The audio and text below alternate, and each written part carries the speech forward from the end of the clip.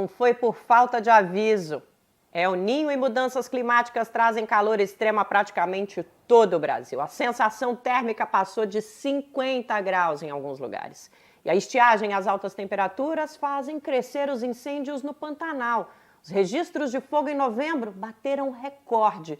E o calorão potencializou problemas na geração de energia. Na cidade de São Paulo, que já enfrentava transtornos depois da privatização, faltou luz até na CPI que investiga o setor. Após quase um mês de espera, angústia e negociação, famílias brasileiras que estavam presas em Gaza voltam para casa. O presidente Lula recebeu o grupo e disse novamente que ataques israelenses contra a população civil palestina se assemelham a terrorismo. O Conselho de Segurança da ONU finalmente aprovou uma resolução por cessar fogo na região, mas Israel rejeitou o acordo. Eu sou a Nara Lacerda. Nesta semana eu estou substituindo o Rodrigo Viana aqui no Tempero da Notícia, que está começando agora. Vamos lá?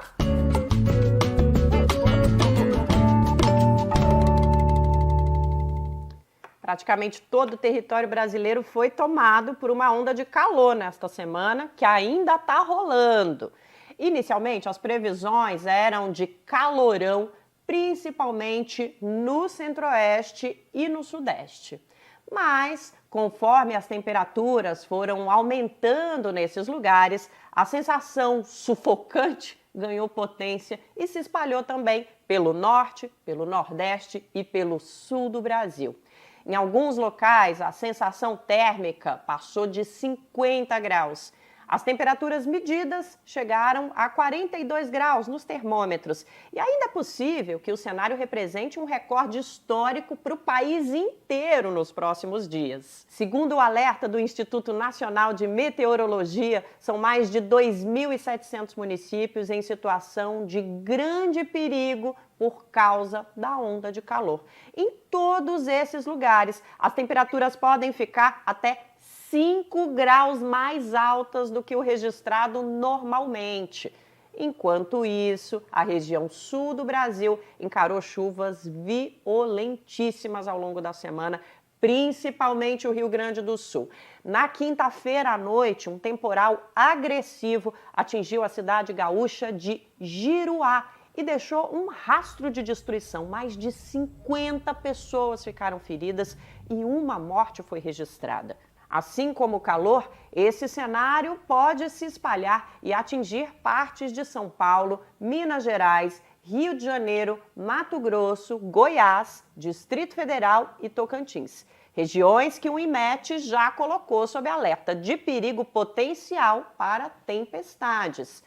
As mudanças climáticas extremas nesta semana também causaram prejuízos para a geração de energia elétrica. Os reservatórios hidrelétricos do Brasil estão com bons níveis, mas o calorão aumentou a demanda consideravelmente. O Brasil nunca consumiu tanta energia quanto nesta semana. Algumas usinas tiveram que acionar os sistemas de geração térmica a gás. Mesmo assim, faltou luz em alguns lugares do Rio de Janeiro e de São Paulo. Na capital paulista, que já vinha sofrendo problemas no fornecimento, a situação piorou. Há cerca de 2 semanas, mais de 2 milhões de pessoas ficaram no escuro depois de uma tempestade. Em alguns casos, a falta de energia durou 6 dias. Foi um problemão tão grande que a Assembleia Legislativa abriu uma comissão parlamentar de inquérito, CPI, para investigar a atuação da empresa Enel, a responsável pela energia na região depois da privatização. Ironicamente, numa das sessões da CPI, faltou luz 2 vezes. Essa onda de calor que causa consequências em diversos aspectos no nosso cotidiano também potencializa queimadas e incêndios florestais. O Pantanal registrou mais de 2,3 mil focos de incêndio nos primeiros dias de novembro, cenário agravado pela seca. De acordo com os dados do INPE, o Instituto Nacional de Pesquisas Espaciais, os registros são 5 vezes maiores que a média do mês de novembro. os estados do Mato Grosso do Sul e Mato Grosso decretaram situação de emergência e o governo enviou mais brigadistas para tentar conter as chamas que atingem diversas áreas de preservação. Os decretos divulgados pelas gestões estaduais incluem os municípios sul-mato-grossenses de Aquidauana, Corumbá, Ladário Miranda e Porto Murtinho e todo o estado de Mato Grosso.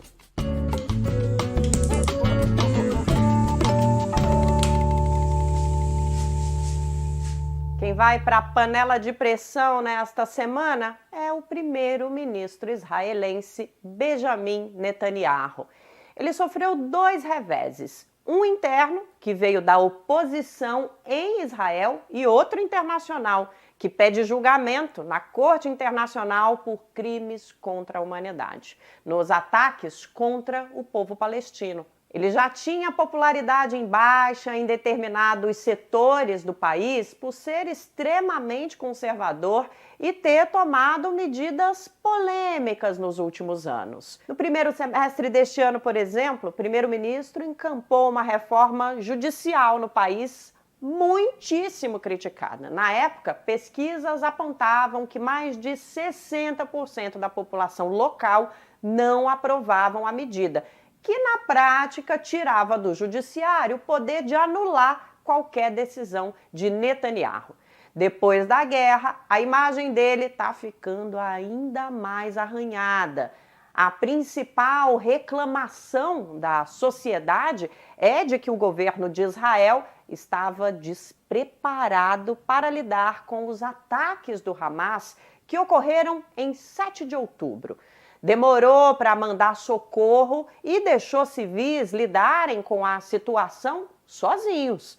A população também considera o empenho para liderar reféns que estão em poder do Hamas muito fraco, insuficiente. Esse combo de reclamações tem levado os índices de reprovação do governo para cima.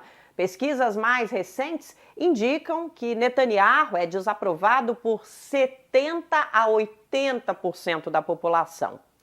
Para piorar, na quarta-feira, dia 15 de novembro, o líder da oposição ao governo, Yair Lapid, foi a público para pedir a renúncia de Netanyahu. Ele disse que o primeiro-ministro precisa deixar o cargo imediatamente. Já há discussões em diversas vertentes políticas, inclusive no Likud, partido de Netanyahu. Segundo Lapid, abre aspas, há muitas pessoas no partido que entendem que o país está indo para um lugar ruim, fecha aspas. Fora de Israel, muita gente também parece pensar assim.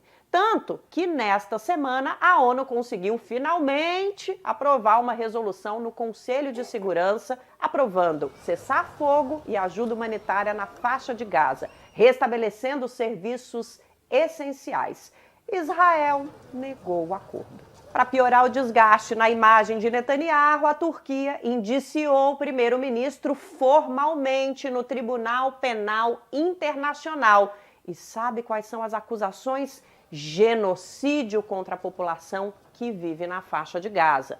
Líderes internacionais também vêm aumentando o tom contra as ações do governo de Israel. Nesta semana, o presidente Lula, aqui no Brasil, comparou os ataques a crianças, mulheres, hospitais e escolas a atos terroristas. Aos 78 anos de idade, eu já vi muita brutalidade, já vi muita violência, eu já vi muita irracionalidade, mas eu nunca vi, sabe, uma violência tão bruta, tão desumana contra inocentes.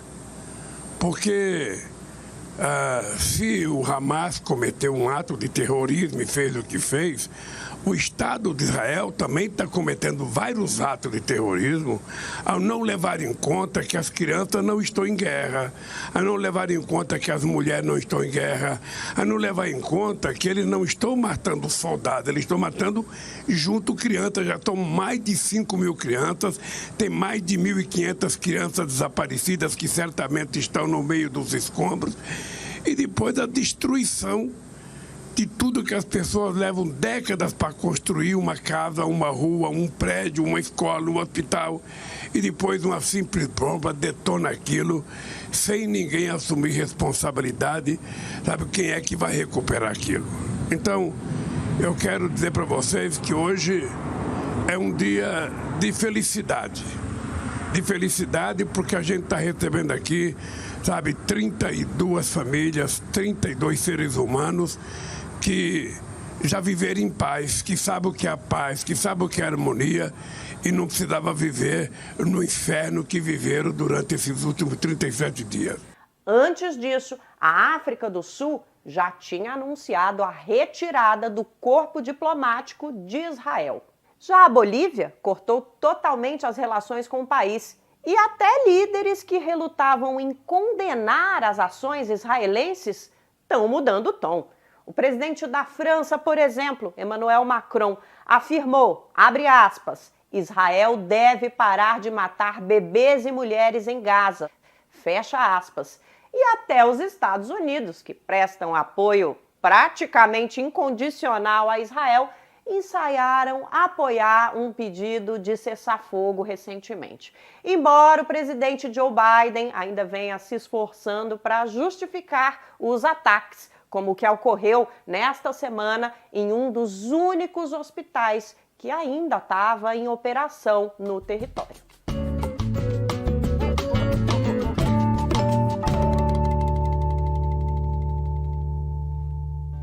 Gente, recolhemos todo mundo, já estamos do ônibus, a gente estava no grupo do Khan Yunis e a gente está indo agora para fronteira do Rafah. Espero que a gente consiga viajar hoje, chance muito grande. Talvez vai ter dificuldade, mas espero que não aconteça isso. E a gente já está indo agora na fronteira. A gente ficou lá 37 dias, muito sofrimento. Às vezes a gente até passa fome, passa sede. As bombas caem no todo lado. A gente chegou a um ponto a pensar que não vamos mais conseguir sair de lá e vamos todos morrer e ninguém vai saber da gente. Mas graças a Deus, graças ao governo brasileiro, graças ao presidente do Brasil, a Força Aérea, a Embaixada, a todos, a gente está aqui agora. Eu até agora não estou conseguindo acreditar que eu estou aqui, eu estou viva ainda. Nossa vontade não é oferecer só um cafezinho, não, mas um café da manhã colonial com tudo que a gastronomia brasileira tem de melhor para a nossa diplomacia e para os nossos cidadãos e cidadãs que estavam impossibilitados e impossibilitadas de sair da faixa de Gaza por mais de um mês. Nesta semana, as famílias voltaram para casa. As cenas emocionaram o país inteiro e repercutiram internacionalmente. Elas foram recebidas na base aérea de Brasília pelo próprio presidente Lula e por um grupo de autoridades. Tá certo que teve jornalista questionando a recepção, dizendo que esse tipo de cerimônia tem que ser deixado para chefe de Estado. Balela, né? A população brasileira também não parece concordar com esse discurso e está mais no clima de sentir orgulho, alívio por esse retorno. E tá certo, não é para qualquer um viver as agonias, as angústias desse processo que foi acompanhado por muita gente aqui no Brasil. Nesta semana, estão de volta a solo nacional 32 pessoas que viram os horrores da guerra cara a cara, tiveram que se esconder, fizeram deslocamentos em zonas de altíssimo risco e, por fim, vivenciaram o vai e vem de decisões sobre a autorização para deixar a região. No grupo, havia 17 crianças. Agora, no Brasil, essas pessoas começam a reencontrar parentes e amigos. Algumas recebem abrigo, orientação burocrática e apoio social do governo, que já trabalha para garantir essa adaptação. Emprego, moradia, escola, direitos essenciais para os repatriados e repatriadas. Nesta semana, o nosso cafezinho, então, vai para a diplomacia brasileira e para os nossos irmãos e irmãs que estão de volta.